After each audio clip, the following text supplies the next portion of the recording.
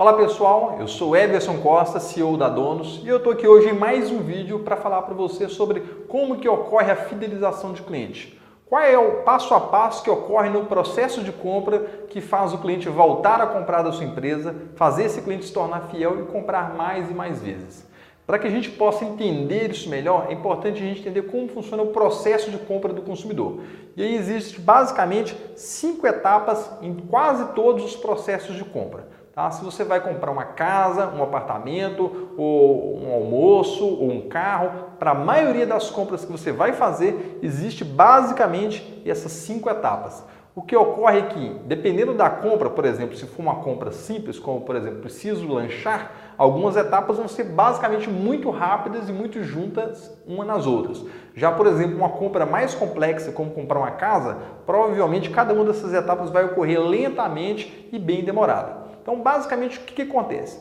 Toda pessoa, quando ela precisa comprar alguma coisa, dá aquele famoso estalo onde ela percebe, pô, preciso comprar tal coisa. Por exemplo, me deu uma fome aqui, preciso comer, ou seja, tive um reconhecimento de um problema, ok? E depois que eu reconheço o problema, então eu preciso pensar, pô, onde que eu vou comer? Vou buscar informações. Nesse caso, normalmente a gente busca informação primeiro na nossa consciência, na nossa lembrança. Onde que eu posso comer? Posso ir na minha despensa e pegar alguma coisa para comer, posso ir na rua e pegar uma lanchonete, posso ir na rua e na lanchonete comer alguma coisa. Então, eu vou buscar informações. Depois que eu busco as informações, eu vou avaliar qual que é a melhor opção. Se eu for lá na lanchonete, o lanche é mais gostoso, porém eu vou ter que pagar tal valor. Se eu for comer o biscoito que está no meu armário, eu não vou ter que pagar tal valor, mas o biscoito ali engorda, então eu vou ponderar e vou avaliar as alternativas para ver qual que é mais viável para mim. E depois, de fato, eu vou lá e comprar. Digamos que eu opte, por exemplo, para ir na lanchonete, então eu vou caminhar pela lanchonete e vou realizar o processo de compra. Vou chegar, vou perguntar qual que é o lanche que tem e vou escolher e vou fazer a compra. E depois, então, tem o 5º passo, que é a pós-compra, ou seja, depois de um tempo, eu vou reconhecer o problema de novo, estou com fome novamente, vou fazer todo esse processo de novo e talvez eu volte naquela lanchonete. Então, esse processo ocorre, por exemplo, na hora de comer um lanche, mas ocorre, por exemplo, na hora de comprar um carro também, que é um processo um pouco mais complexo, mas também ocorre. Então, por exemplo, já aconteceu comigo de eu ter um carro e depois de alguns anos de uso, esse carro começar a dar um pouco mais de problema. E aí eu levei na oficina em janeiro, depois em março ele deu outro problema, quando foi em maio ele deu outro problema e eu pensei, pô, meu carro está dando muito problema, estou gastando muito na oficina com ele, pode ser que ele me deixe na mão. O que aconteceu? Reconheci um problema. E aí, o que acontece? Depois eu vou buscar informação. Então eu estou querendo trocar de carro. Preciso buscar algumas informações. E aí eu começo a avaliar os carros na rua, os modelos de carro, e depois eu começo a pensar nas possibilidades de carro, converso com um amigo, converso com outro e vou buscando essas informações. Até que então eu começo a avaliar as alternativas. Eu já sei mais ou menos quais carros eu vou comprar e já sei mais ou menos quais concessionárias eu vou ir. E então eu vou avaliar as alternativas. Eu vou olhar se eu vou comprar um Honda Civic, se eu vou comprar um Corolla, se eu vou comprar um Gol, qual carro que eu vou comprar, quais são os pontos positivos e negativos em cada um deles, vou avaliar essas alternativas até que eu vou decidir comprar. E aí aquele momento que eu vou lá na concessionária, entro na concessionária para poder optar pela compra. Dependendo como que for aquela experiência na concessionária, pode ser que eu compre ou não compre. E aí conta muito o atendimento que o vendedor vai me dar, como que ele vai me atender, como que ele vai me recepcionar. Conta também demais o produto, ou seja, se o carro de fato é tão bom quanto eu esperava, eu vou fazer um test drive, vou avaliar essas coisas, de fato vou fazer a compra.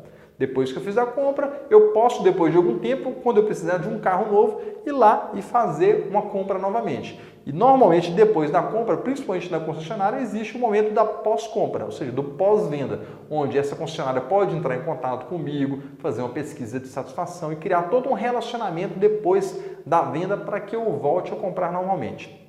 Então, o processo de compra ele funciona dessa forma para a maioria das compras.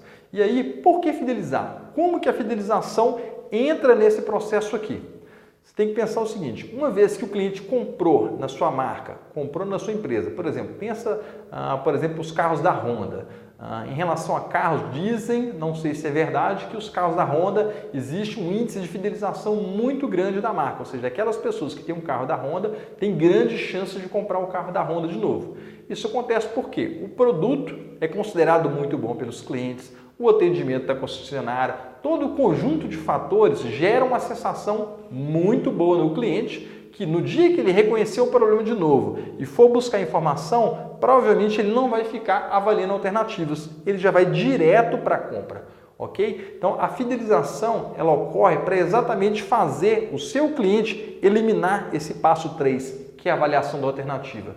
Porque uma vez que o seu cliente lembrar de como que foi a última vez que ele comprou, como que era o seu produto, como que o seu produto era bom, como que o seu atendimento era bom, como que o seu serviço era bom, e ele lembrar de todos esses fatores, ele dificilmente vai querer testar outras alternativas de mercado, sabendo que o seu produto é a melhor opção para ele.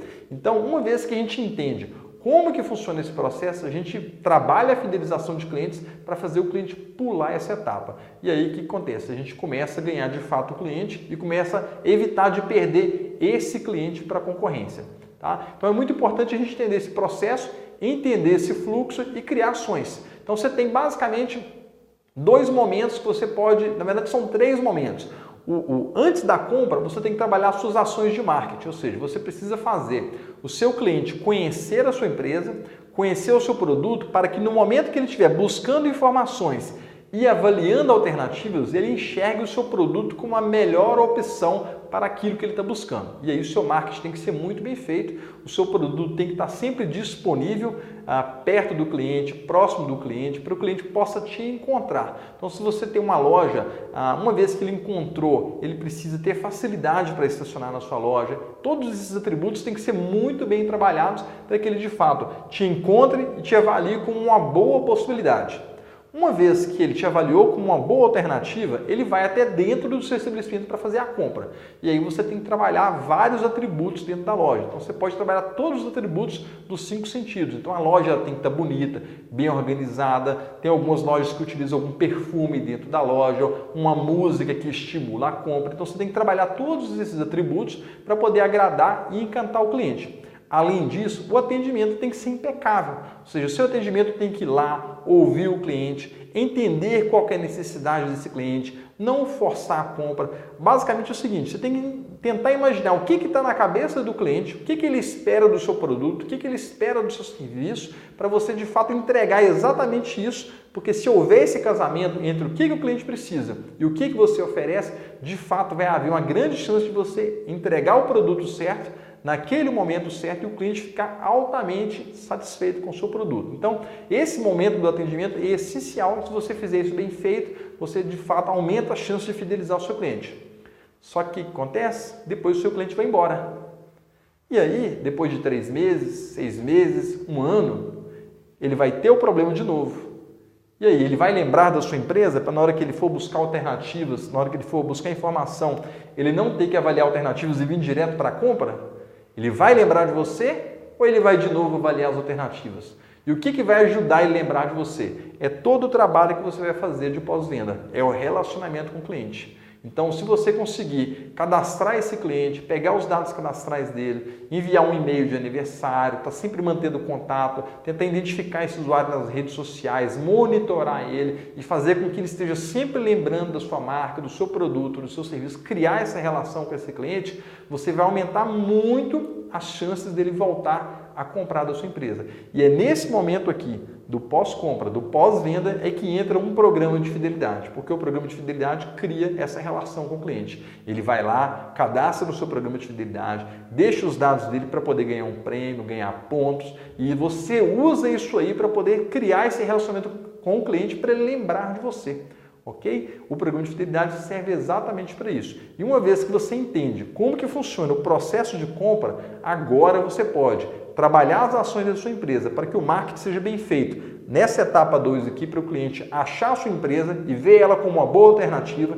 Depois você age dentro do seu ponto de venda para que o cliente de fato ele goste da experiência dentro da sua loja.